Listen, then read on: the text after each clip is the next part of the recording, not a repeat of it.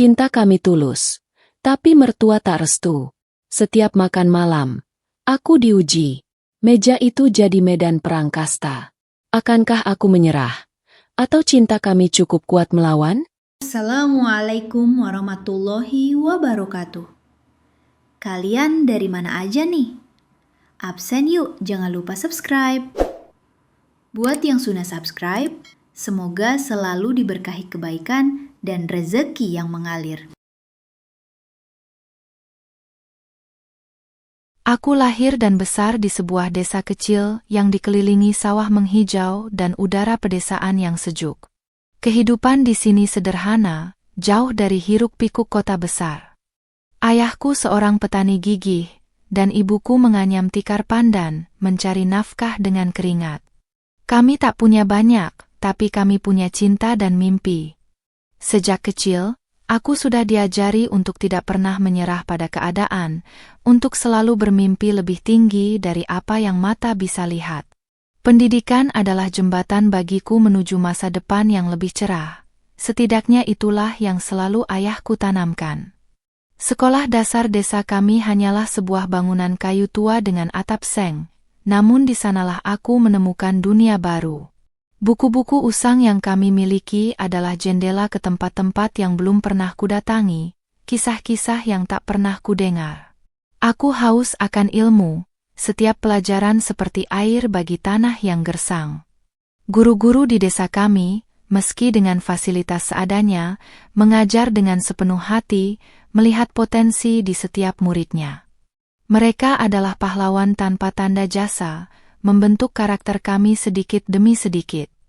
Aku ingat betul bagaimana ibu selalu menyalakan lampu minyak setiap malam, menemaniku belajar. Cahaya temaram itu menjadi saksi bisu setiap huruf yang kutulis, setiap angka yang kuhitung. Kertas-kertas bekas dan pensil-pensil pendek adalah hartaku. Ada kalanya aku merasa lelah, rasa kantuk menyerang begitu hebat setelah seharian membantu orang tua di sawah atau di kebun. Namun, wajah lelah ayah dan ibu selalu memberiku semangat baru. Aku ingin mengubah nasib mereka, ingin memberikan kehidupan yang lebih baik. Di desa ini, kasta sosial memang ada, namun tidak sejelas di kota besar atau di beberapa daerah lain. Kami mengenal golongan berdasarkan kepemilikan tanah atau kekayaan, tapi itu lebih kepada status ekonomi, bukan sebuah sistem kasta yang mengikat. Pernikahan antar golongan lumrah terjadi, tanpa banyak hambatan. Namun, ada juga beberapa keluarga yang masih menjaga garis keturunan mereka dengan sangat ketat, seolah darah yang mengalir di urat nadi mereka adalah emas murni yang tak boleh tercampur. Mereka adalah minoritas, tapi keberadaan mereka cukup terasa. Aku tumbuh tanpa terlalu memikirkan hal itu. Bagiku, semua orang sama. Yang membedakan hanyalah kebaikan hati dan usaha keras. Lingkungan desa yang guyup mengajarkanku arti kebersamaan, saling tolong-menolong tanpa memandang latar belakang. Kami berbagi makanan, berbagi cerita, dan berbagi tawa di teras rumah. Pintu rumah selalu terbuka lebar untuk siapa saja yang datang berkunjung. Itu adalah keindahan hidup di desa, sebuah kebersahajaan yang tulus. Mimpi-mimpiku tak terbatas pada desa ini saja. Aku ingin kuliah, ingin melihat dunia yang lebih luas. Orang tuaku mendukung penuh, meskipun mereka tahu betapa beratnya biaya pendidikan tinggi. Setiap rupiah yang mereka sisihkan adalah tetesan keringat dan harapan. Aku berjanji pada diriku sendiri, aku tak akan mengecewakan mereka. Aku akan belajar sekeras mungkin, meraih beasiswa jika memungkinkan, agar beban mereka tidak terlalu berat. Desa kami juga punya banyak cerita rakyat, legenda-legenda tentang leluhur dan kejadian-kejadian lampau. Beberapa di antaranya mengisahkan tentang bagaimana kasta-kasta tertentu terbentuk, tentang pernikahan yang dilarang, dan tentang pengorbanan yang harus dilakukan demi menjaga kehormatan keluarga. Aku mendengarkan cerita-cerita itu dengan saksama, tetapi selalu berpikir bahwa itu hanya kisah masa lalu, tidak relevan dengan zamanku. Aku salah. Kehidupan di desa mengajarkanku banyak hal, termasuk kesabaran dan keihatan. Aku belajar bahwa tidak semua hal bisa didapatkan dengan mudah, bahwa ada proses yang harus dilalui. Aku juga belajar tentang pentingnya komunitas, bagaimana kami saling menguatkan di kala susah. Ada sebuah kehangatan yang tak bisa kudapatkan di tempat lain, sebuah rasa memiliki yang mendalam terhadap tanah kelahiran ini. Namun, di balik semua keindahan itu, ada sebuah tirai tipis yang tak terlihat, tirai yang memisahkan mereka yang punya dan mereka yang tidak punya. Terkadang, di acara-acara besar seperti pesta pernikahan atau perayaan panen, pembagian tempat duduk atau hidangan bisa mencerminkan perbedaan ini. Orang-orang yang dihormati akan mendapat perlakuan istimewa, sementara yang lain hanya bisa melihat dari jauh. Aku perhatikan, tapi tak pernah kuambil hati. Aku berpikir, itu hanya kebiasaan. Aku tak pernah menyangka bahwa tabir tak terlihat ini, yang selama ini hanya samar-samar terlihat di sudut-sudut desa, akan membentang begitu tebal dan memisahkan aku dari orang yang kucintai, terutama di meja makan. Sebuah tempat yang seharusnya menyatukan, justru menjadi medan pertempuran tak bersuara, di mana setiap tatapan, setiap kata, bahkan setiap gigitan makanan, menjadi pesan yang penuh makna. Aku bertemu dengannya di perayaan desa. Dia bukan berasal dari desa kami, melainkan dari desa tetangga yang sedikit lebih besar dan lebih maju secara ekonomi. Keluarganya dikenal sebagai salah satu keluarga terpandang, memiliki tanah luas, dan usaha dagang yang berkembang pesat. Ada sebuah aura kemewahan yang samar-samar terpancar dari dirinya, meskipun dia selalu tampil sederhana. Matanya memancarkan kehangatan, dan senyumnya mampu meluluhkan hatiku sejak pandangan pertama. Kami mulai sering bertemu, awalnya secara kebetulan, kemudian disengaja. Dia sering datang ke desa kami untuk membeli hasil bumi, dan aku selalu menunggunya di pasar desa. Obrolan kami dimulai dari hal-hal ringan, tentang cuaca, tentang panen, kemudian merambah ke impian dan cita-cita.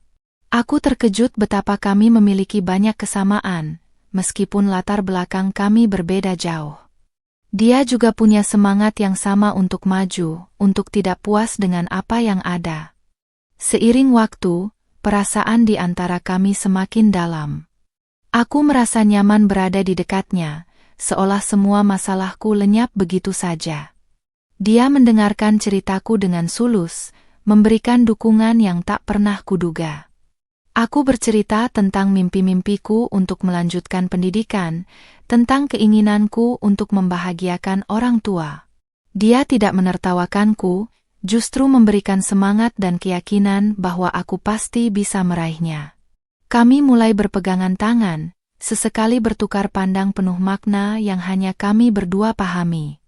Ada sebuah rahasia kecil yang tumbuh di antara kami, sebuah ikatan yang terasa begitu kuat, namun juga rapuh jika dilihat dari kacamata masyarakat. Aku tahu status sosial keluarganya, dan aku tahu status sosial keluargaku. Perbedaan itu bagai jurang yang membentang di antara kami, tapi cinta seolah-olah bisa terbang melintasinya. Orang tuaku mulai menyadari kedekatanku dengannya. Mereka tidak secara langsung melarang, tapi ada kekhawatiran yang tersirat di mata mereka. Ibu sering berpesan untuk tidak terlalu berharap, untuk tidak terlalu larut dalam perasaan. "Nak, jangan sampai kau kecewa nanti," katanya suatu kali sambil mengelus rambutku. Aku tahu maksudnya, mereka khawatir aku akan patah hati karena perbedaan ini. Aku mencoba meyakinkan orang tuaku bahwa cinta kami tulus, bahwa perbedaan status tidak akan menghalangi. "Dia orang baik, Bu. Dia tidak memandang kami sebelah mata," kataku. Namun, ada keraguan yang tak bisa dihapus dari wajah mereka. Mereka tahu betul bagaimana adat istiadat dan pandangan masyarakat bisa menjadi tembok yang kokoh, bahkan lebih kokoh dari tembok batu sekalipun. Keluarga kekasihku, terutama orang tuanya, adalah tokoh masyarakat di desanya. Mereka sangat menjunjung tinggi tradisi dan silsilah keluarga. Aku pernah mendengar desas-desus bahwa mereka selalu memilih calon menantu dari kalangan yang setara, atau bahkan lebih tinggi.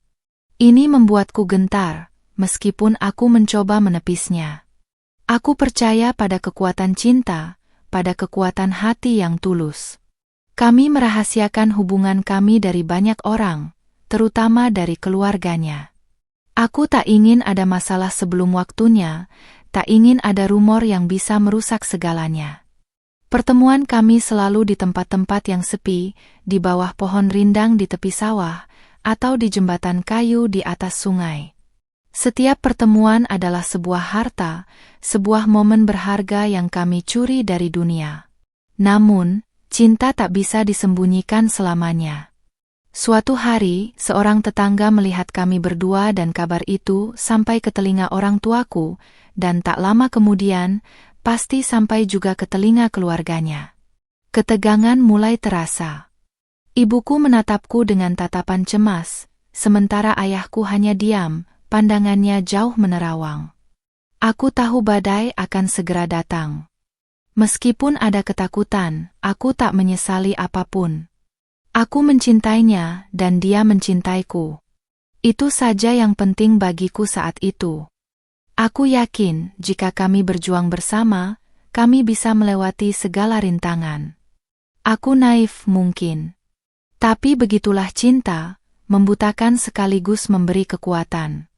Aku tak tahu apa yang akan terjadi selanjutnya, namun aku siap menghadapinya. Sejak saat itu, setiap kali kami bertemu, ada beban tambahan di pundakku. Bukan beban dari perasaanku, melainkan beban dari dunia di sekeliling kami, yang seolah-olah ingin memisahkan kami. Aku hanya berharap, semoga cinta kami cukup kuat untuk menembus tabir tak terlihat itu. Tibalah saatnya kekasihku memberanikan diri untuk melamar. Aku tahu ini adalah langkah besar, sebuah taruhan yang bisa mengubah segalanya. Orang tuaku terlihat gugup, mereka sudah menduga hal ini akan terjadi. Aku sendiri diselimuti perasaan campur aduk, bahagia, cemas, dan sedikit takut.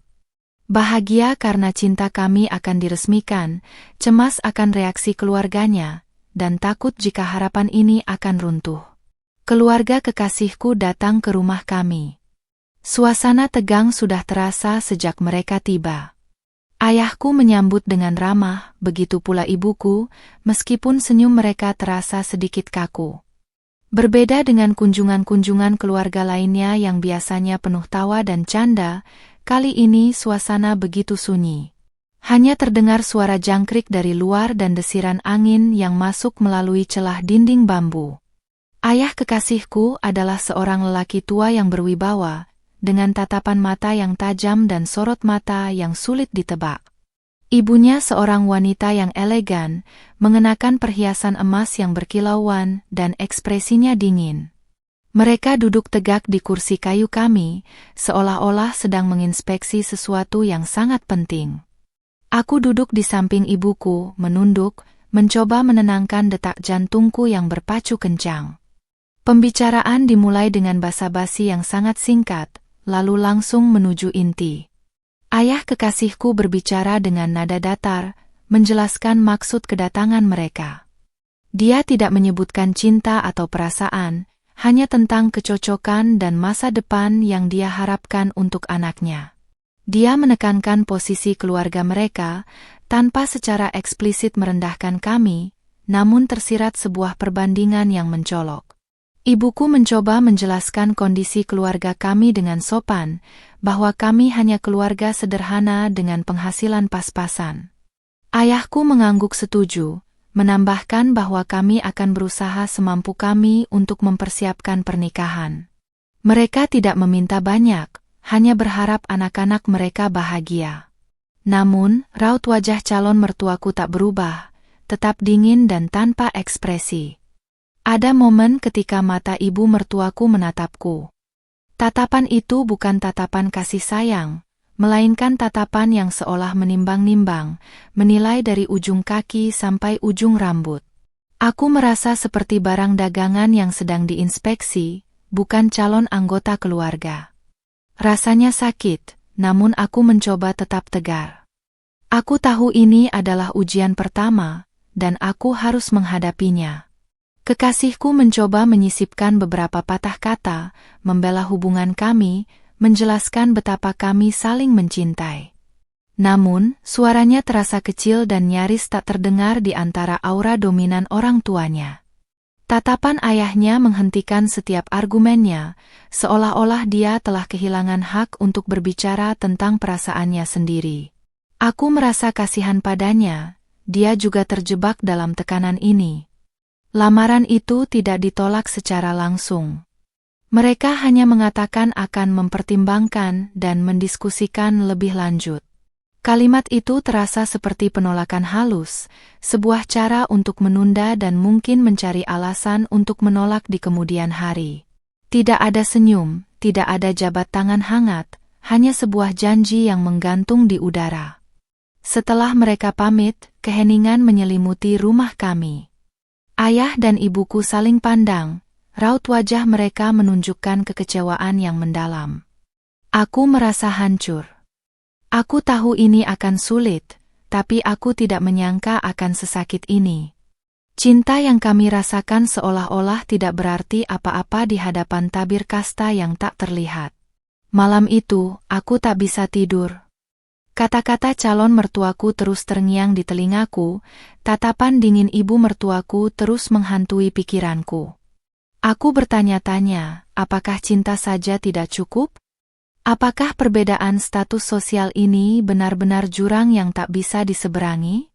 Aku merasa begitu kecil dan tak berdaya di hadapan kenyataan ini. Kekasihku menghubungiku keesokan harinya, meminta maaf atas sikap orang tuanya. Suaranya terdengar putus asa. Dia berjanji akan terus berjuang, akan meyakinkan mereka. Aku menghargai usahanya, tetapi ada keraguan yang mulai tumbuh di hatiku. Keraguan apakah kami akan mampu melewati ini semua, ataukah cinta kami akan menjadi korban dari tabir kasta yang mengikat mereka. Beberapa minggu setelah lamaran yang menggantung, sebuah undangan datang dari keluarga kekasihku. Sebuah undangan untuk makan malam. Ini adalah langkah yang tak terduga, dan aku tahu ini adalah kesempatan untuk membuktikan diriku, atau mungkin justru untuk dihakimi lebih jauh. Perasaan campur aduk kembali melanda, harapan tipis bercampur dengan rasa takut yang mendalam. Ayah dan ibuku berpesan agar aku berhati-hati, untuk menjaga sikap dan perkataan. Mereka mempersiapkan pakaian terbaik yang kami miliki, meskipun itu hanya sehelai baju batik yang sudah agak pudar dan kebaya sederhana. Aku merasa tidak nyaman, seolah-olah aku akan pergi ke medan perang, bukan ke jamuan makan malam. Ketika kami tiba di rumahnya, kemegahan rumahnya membuatku terkesiap. Halaman yang luas, bangunan yang kokoh, perabotan kayu jati yang mengkilap. Jauh berbeda dengan rumah kami yang sederhana. Rasa minder mulai menyelimuti, seolah-olah aku tak pantas berada di sana. Calon mertuaku menyambut kami dengan senyum tipis, lebih sebagai formalitas daripada kehangatan. Meja makan sudah tertata rapi, penuh dengan hidangan yang mewah dan tak biasa bagi kami. Ada masakan daging, ikan bakar, sayuran segar yang ditata artistik, dan berbagai macam kue. Kami terbiasa dengan lauk pauk sederhana, nasi dengan tempe atau tahu, kadang ikan asin. Ini adalah perjamuan yang luar biasa bagiku. Namun, nafsu makanku seolah menghilang ditelan kegugupan. Ayah kekasihku duduk di kepala meja, dengan ibu mertuaku di sampingnya. Aku dan orang tuaku duduk berhadapan dengan mereka. Kekasihku duduk di sampingku, sesekali memberikan senyum menguatkan. Tapi tatapannya juga menunjukkan kegugupan yang sama denganku. Suasana di meja makan terasa sangat kaku, penuh keheningan yang menyesakkan. Percakapan yang ada hanya seputar hal-hal umum, tentang panen, tentang cuaca, tentang berita di desa. Tidak ada obrolan santai, tidak ada tawa lepas. Aku merasa setiap gerakan, setiap gigitan makanan, diperhatikan. Ibu mertuaku sesekali melirik piringku, mengamati bagaimana aku makan, apakah aku menggunakan sendok garpu dengan benar, atau apakah aku terlalu banyak mengambil nasi? Rasanya seperti sedang diuji. Aku mencoba untuk makan dengan tenang dan sopan, mengikuti kebiasaan yang diajarkan ibuku. Namun, rasanya setiap suap terasa berat, seolah-olah ada bola di tenggorokanku. Aku ingin cepat-cepat selesai, ingin segera pergi dari sana. Aku merasa terjebak dalam sebuah labirin aturan tak tertulis, di mana aku tak tahu jalan keluarnya. Ayah kekasihku sesekali melemparkan pertanyaan padaku tentang pekerjaanku, tentang pendidikanku. Aku menjawab dengan jujur dan lugas, berusaha untuk terdengar percaya diri. Namun, dia hanya mengangguk-angguk tanpa ekspresi, seolah-olah apapun yang kukatakan tidak terlalu penting baginya. Aku merasa diremehkan, meskipun dia tidak mengatakannya secara langsung. Ibuku mencoba mencairkan suasana dengan memuji masakan yang disajikan, mengatakan betapa lezatnya. Ibu mertuaku hanya tersenyum tipis, tanpa mengucapkan terima kasih atau merespons dengan kehangatan. Ada sebuah tembok tak terlihat yang membentang di antara kami, tembok kasta sosial yang begitu tebal. Setelah makan malam selesai, kami segera pamit. Rasa lega menyeruak, seolah baru saja melewati cobaan berat. Di perjalanan pulang, kami semua terdiam. Tidak ada yang berkomentar banyak. Hanya ada desahan panjang dari ibuku. Aku tahu mereka juga merasakan hal yang sama denganku. Tekanan itu terasa nyata, bahkan setelah kami meninggalkan rumah itu. Malam itu, aku merenung. Apakah aku bisa melewati ini semua? Apakah aku sanggup hidup dalam tekanan seperti itu? Apakah cinta kami cukup kuat untuk menembus dinding kasta yang begitu kokoh? Meja makan yang seharusnya menjadi simbol kebersamaan, justru menjadi saksi bisu betapa jauhnya dunia kami. Setelah makan malam pertama itu, undangan untuk makan bersama menjadi lebih sering, namun tidak pernah ada perubahan dalam suasana hati calon mertuaku. Setiap kali kami diundang, ketegangan selalu menyelimuti, seperti kabut tebal yang tak kunjung sirna. Aku mulai merasa ini adalah bagian dari ujian yang harus kami lewati. Di meja makan, aku semakin menyadari betapa kebisuan itu justru berbicara banyak hal. Calon mertuaku tidak perlu banyak berkata-kata. Tatapan mata mereka, cara mereka meletakkan sendok garpu, cara mereka memotong makanan, semua seolah memiliki makna tersembunyi. Mereka tidak pernah secara langsung merendahkanku atau orang tuaku, namun ada sebuah aura superioritas yang tak bisa disembunyikan. Aku seringkali merasa ingin menghilang saja dari meja itu. Aku ingin berteriak bahwa aku juga berharga, bahwa kami juga punya harga diri. Tapi aku tahu, itu hanya akan memperburuk keadaan. Aku harus tetap tenang, harus menunjukkan bahwa aku bisa beradaptasi, bahwa aku layak untuk anaknya. Itulah yang selalu kekasihku bisikan kepadaku. Kekasihku selalu mencoba untuk mencairkan suasana. Dia akan mengajakku bicara, memuji masakan, atau mencoba membuat lelucon. Namun, usahanya seringkali kandung dan tak berhasil. Orang tuanya akan merespons dengan singkat, atau bahkan tidak merespons sama sekali. Aku melihat keputusasaan di matanya, dia juga merasa terjepit di antara dua dunia ini. Suatu kali, aku mencoba menawarkan bantuan untuk mencuci piring setelah makan. Aku terbiasa melakukannya di rumah. Namun, ibu mertuaku dengan cepat menolak. Tidak perlu, katanya dingin. Biar pembantu yang membersihkan. Tatapannya seolah mengatakan, kau bukan dari kalangan yang melakukan pekerjaan seperti itu di rumah ini. Aku merasa malu, merasa seolah aku telah melanggar sebuah aturan tak tertulis. Perlakuan yang berbeda juga terlihat dari cara mereka berbicara dengan keluarga kami dan dengan tamu-tamu penting lainnya. Ketika ada tamu yang memiliki status sosial setara atau lebih tinggi, suasana di meja makan akan berubah total. Mereka akan tertawa lepas, bercanda, dan berbicara dengan hangat. Aku hanya bisa mengamati dari jauh, merasakan betapa dinginnya perlakuan mereka padaku. Orang tuaku juga merasakan hal yang sama. Mereka mencoba untuk bersikap wajar, untuk tetap tersenyum. Namun, aku bisa melihat gurat kelelahan di wajah mereka setiap kali kami pulang dari rumah itu.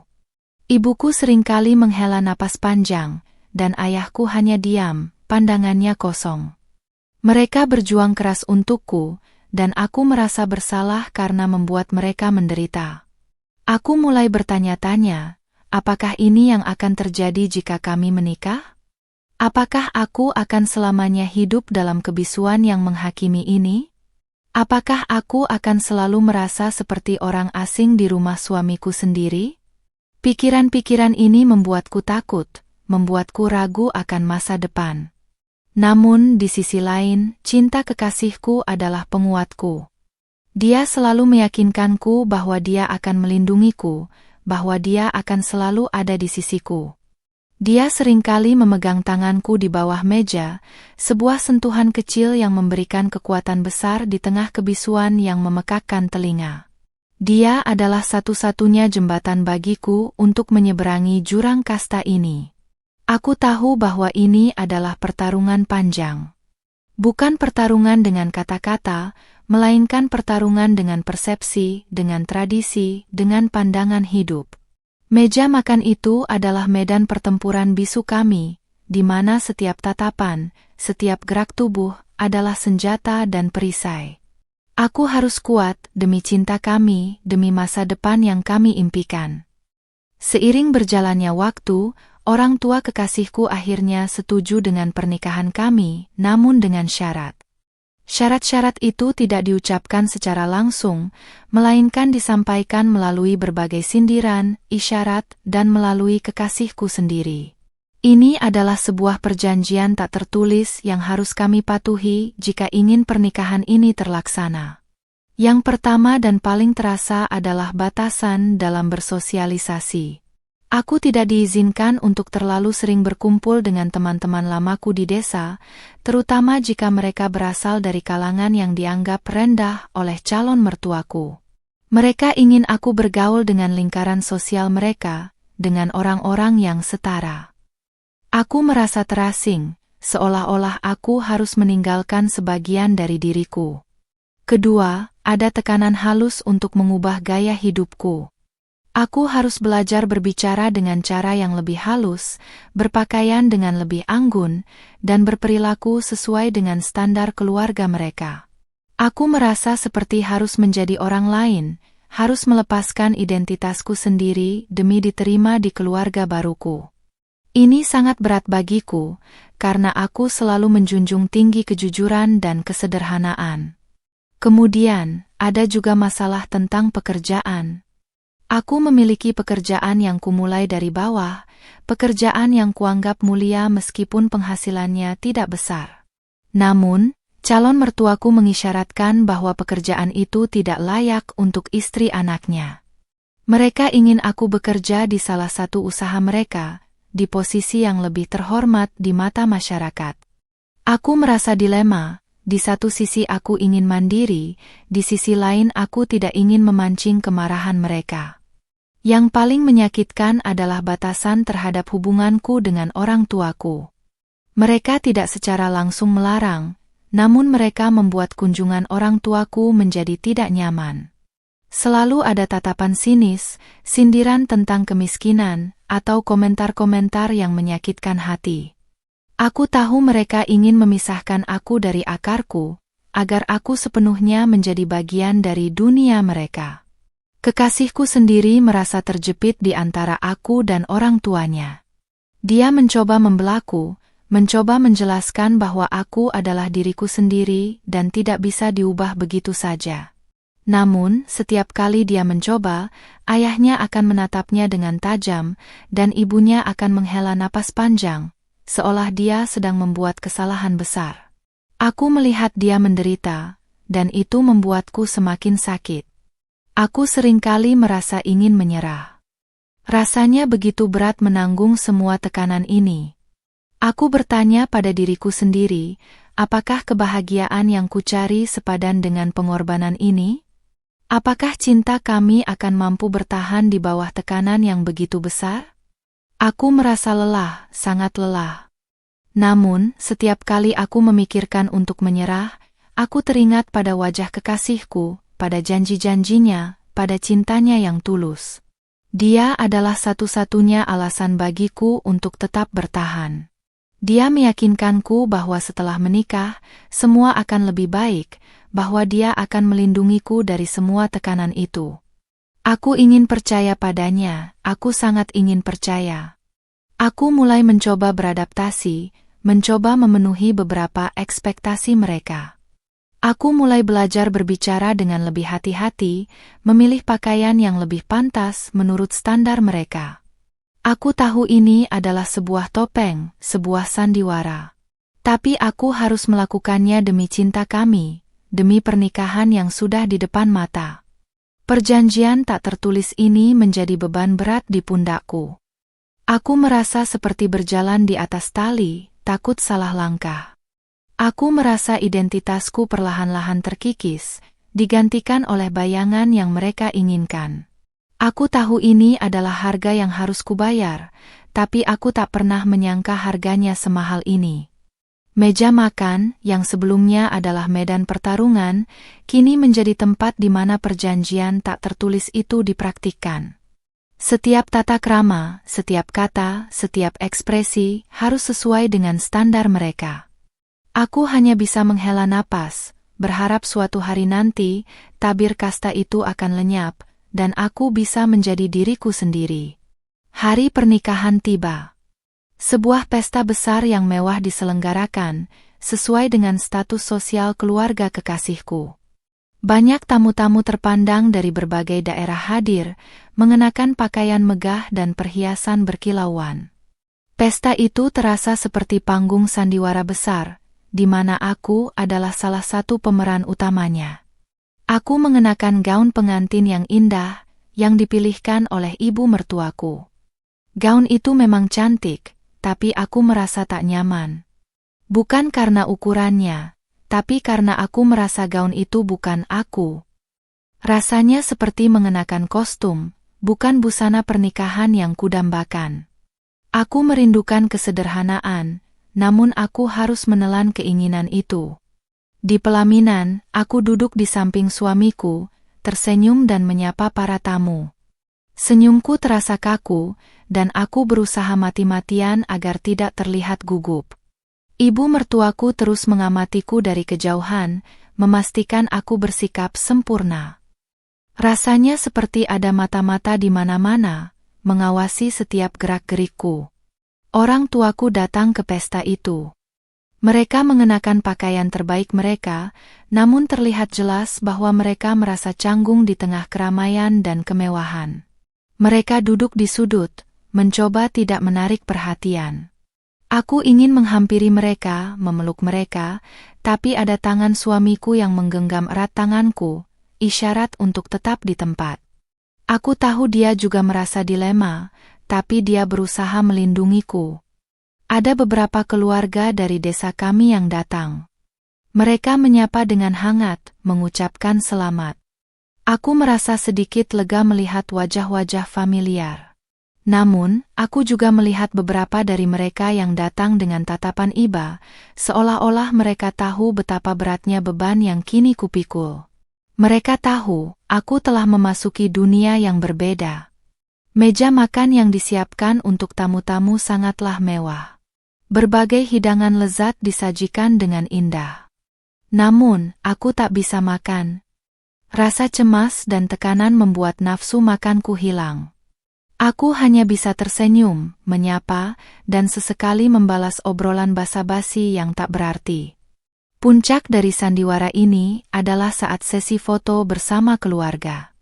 Keluarga suamiku berbaris rapi, mengenakan pakaian seragam yang mewah. Ketika giliran orang tuaku, ada sedikit keraguan di wajah ibu mertuaku. Dia menatap sekilas ke arah kami, lalu menghela napas. Aku tahu dia tidak menginginkan orang tuaku berada di foto itu, tapi dia tidak bisa menolaknya secara langsung. Suamiku dengan cepat menarik tangan orang tuaku, membawa mereka berdiri di sampingku. Dia tersenyum, seolah-olah tidak ada yang salah. Aku merasa bangga padanya. Dia berjuang untukku, untuk menunjukkan bahwa orang tuaku juga bagian dari keluarganya. Itu adalah momen kecil yang sangat berarti bagiku. Setelah resepsi selesai, aku merasa sangat lelah, bukan hanya fisik, tapi juga mental. Pesta itu terasa seperti sebuah perayaan bagi kasta, bukan sebuah perayaan cinta. Aku menikah dengan orang yang kucintai, tapi aku merasa kehilangan sebagian dari diriku di tengah kemewahan dan tuntutan itu. Malam pertama di rumah baru, aku tak bisa tidur. Aku memandangi langit-langit, mencoba memahami apa yang baru saja terjadi. Aku telah menjadi bagian dari keluarga suamiku, tetapi apakah aku benar-benar diterima? Apakah aku akan selamanya menjadi orang asing di rumah ini, hidup di bawah bayang-bayang tabir kasta? Suamiku memelukku erat. Dia tahu apa yang kurasakan. Kita akan hadapi ini bersama, bisiknya. Aku hanya bisa mengangguk, berharap kata-katanya menjadi kenyataan. Aku tahu perjalanan ini masih sangat panjang, dan meja makan itu akan menjadi saksi bisu dari setiap perjuangan kami. Kehidupan setelah pernikahan tak jauh berbeda dengan masa-masa sebelum itu, terutama di meja makan. Jika sebelumnya aku hanya tamu, kini aku adalah bagian dari keluarga, namun tetap merasa seperti orang asing. Bayang-bayang kasta sosial terus mengikuti, menghantui setiap waktu makan kami. Ibu mertuaku selalu mengatur segalanya di meja makan. Cara menata piring, cara menyajikan makanan, bahkan cara berbicara. Aku selalu merasa dia mengamatiku, menunggu jika aku melakukan kesalahan. Aku mencoba mengikuti aturannya, namun seringkali merasa canggung dan tidak alami. Seringkali, pembicaraan di meja makan akan berpusat pada silsilah keluarga, pada kekayaan, atau pada koneksi-koneksi penting yang mereka miliki. Aku hanya bisa mendengarkan, merasa tidak memiliki kontribusi yang berarti. Setiap kali aku mencoba untuk ikut berbicara, suaraku seolah tenggelam di antara dominasi mereka. Aku merindukan meja makan di rumah orang tuaku. Meja yang sederhana dengan hidangan seadanya, namun penuh tawa, cerita, dan kehangatan. Di sana, aku bisa menjadi diriku sendiri. Di sini, aku merasa harus selalu berperan, harus selalu menjaga image. Itu sangat melelahkan. Suamiku selalu mencoba membelaku. Dia akan seringkali mengajakku berbicara, menanyakan pendapatku, atau menceritakan hal-hal lucu untuk mencairkan suasana. Namun, tatapan tajam dari orang tuanya selalu membungkamnya. Aku melihat betapa dia juga berjuang, betapa dia juga merasa tertekan. Salah satu hal yang paling menyakitkan adalah ketika orang tuaku datang berkunjung. Ibu mertuaku tidak pernah menyambut mereka dengan hangat. Mereka akan duduk di meja makan, namun tidak pernah benar-benar merasa nyaman. Selalu ada jarak, selalu ada kecanggungan. Ibu mertuaku akan berbicara dengan nada yang sedikit berbeda, sedikit lebih tinggi, seolah-olah dia sedang berbicara dengan pelayan. Aku melihat bagaimana orang tuaku berusaha keras untuk tidak menunjukkan rasa sakit mereka. Mereka akan tersenyum, mengangguk, dan berusaha mengikuti alur pembicaraan. Tapi aku tahu di dalam hati mereka ada luka yang menganga. Aku merasa bersalah karena membuat mereka harus mengalami ini. Aku mencoba mencari cara untuk mencairkan suasana. Aku pernah mencoba memasak hidangan favorit keluargaku untuk disajikan di meja makan. Aku berharap ini akan menjadi jembatan, sebuah cara untuk memperkenalkan budayaku. Namun, ibu mertuaku hanya mencicipi sedikit, lalu mengatakan lumayan, tanpa ekspresi apapun. Aku merasa usaha-usahaku sia-sia. Bayang-bayang kasta sosial itu begitu kuat, begitu mengakar. Dia tidak hanya memisahkan aku dari keluarga suamiku, tetapi juga memisahkan suamiku dari keluarganya sendiri, dan memisahkan aku dari orang tuaku. Kami semua terjebak dalam lingkaran setan yang dibuat oleh tradisi dan persepsi. Aku mulai merasa putus asa. Apakah ini akan menjadi sisa hidupku? Terus-menerus hidup di bawah bayang-bayang, terus-menerus merasa tidak cukup? Aku mulai meragukan apakah cinta saja cukup untuk mengatasi semua ini. Apakah aku bisa terus bertahan di tengah tekanan yang tak berujung ini? Namun, setiap malam, ketika suamiku memelukku erat, aku kembali menemukan kekuatan. Dia adalah alasan utamaku untuk terus berjuang. Kami harus menemukan cara untuk menembus tabir ini, atau setidaknya, menemukan cara untuk hidup berdampingan dengannya tanpa kehilangan diri kami sendiri. Tekanan di meja makan semakin meningkat, mencapai puncaknya di suatu malam. Aku tidak ingat persis apa pemicunya, mungkin hanya sebuah kalimat kecil, sebuah tatapan yang salah. Tapi ketegangan yang sudah lama terpendam akhirnya meledak. Saat itu, kami sedang makan malam seperti biasa. Suamiku mencoba memulai obrolan ringan tentang rencanaku untuk melanjutkan pendidikanku.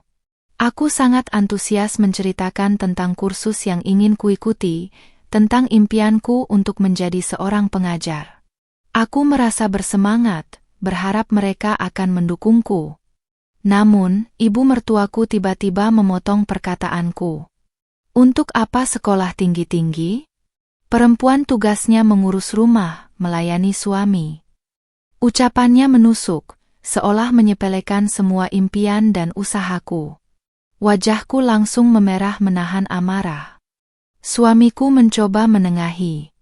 Ibu, dia punya potensi. Lagi pula, belajar itu baik kan? Katanya dengan nada hati-hati. Ayah mertuaku kemudian ikut bicara, dengan suara yang lebih berat dan dominan. Kita ini punya nama baik, punya kedudukan. Jangan sampai nanti jadi bahan omongan orang karena menantu perempuan kita tidak tahu diri. Cukuplah pendidikan yang ada, fokus saja pada keluarga. Kalimatnya terasa seperti tamparan keras. Aku merasa darahku mendidih.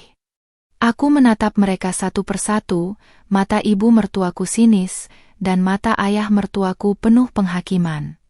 Aku tidak bisa lagi menahan diri. Jadi, pendidikan itu hanya untuk orang-orang tertentu saja? Saya tidak boleh punya impian karena latar belakang keluarga saya? Suaraku bergetar, namun aku mencoba untuk tetap tegas. Keheningan tiba-tiba menyelimuti meja makan. Suamiku menatapku dengan kaget, dan aku bisa melihat ketakutan di matanya. Orang tua suamiku terkejut. Mereka mungkin tidak pernah menyangka aku akan berani melawan. Ekspresi mereka berubah menjadi marah.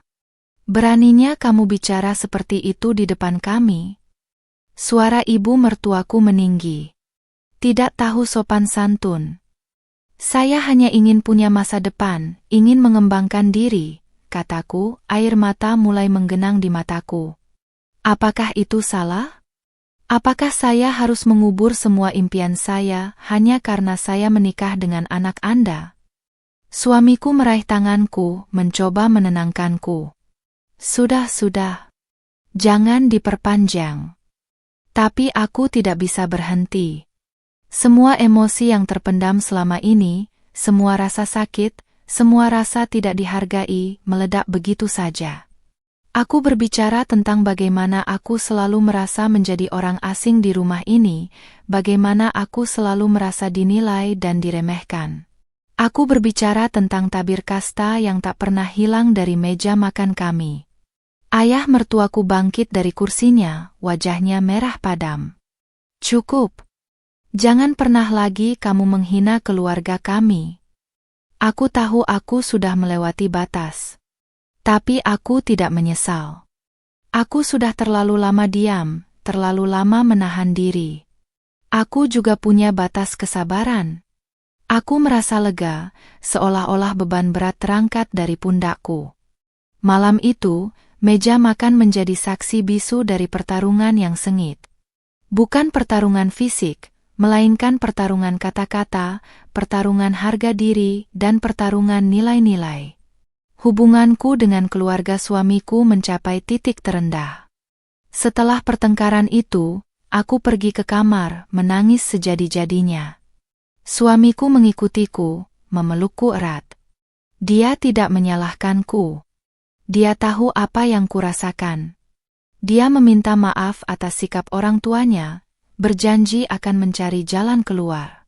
Malam itu, aku bertanya pada diriku sendiri, apakah cinta kami cukup kuat untuk melewati badai ini?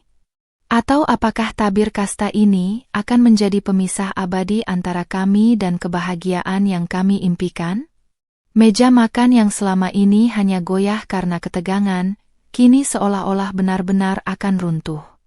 Setelah insiden di meja makan itu, suasana di rumah menjadi sangat dingin.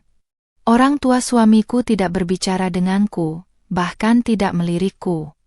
Hanya ada keheningan yang lebih pekat dari sebelumnya. Aku merasa dikucilkan, seolah-olah aku tidak ada. Namun, di tengah semua itu, suamiku berdiri teguh di sisiku. Dia tidak pernah goyah, tidak pernah menyalahkanku. Dia berbicara dengan orang tuanya, menjelaskan perasaanku, dan mencoba membuat mereka mengerti. Aku tahu itu tidak mudah baginya, dia harus melawan tradisi dan rasa hormat yang sudah tertanam kuat. Akhirnya, suamiku memutuskan sebuah langkah besar. Dia mengatakan kepada orang tuanya bahwa dia tidak bisa membiarkan aku terus-menerus menderita.